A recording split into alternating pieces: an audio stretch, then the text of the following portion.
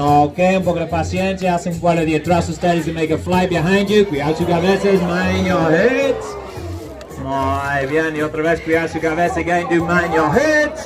Y aquí tenemos tigres, nuestro Malibu. Por aquí, muchachos. Bueno, aquí tenemos tigres, nuestro Malibu. Proviene de África y comes from Africa. Es un carrion, es a carrion eater. Y no tiene plumas en su cabeza or cuello, has no feathers on his head or neck. About turn. Good luck. Muy bien. Como muchos carrioneros, like a lot of carrion eaters. Son aves muy ágiles, very agile birds.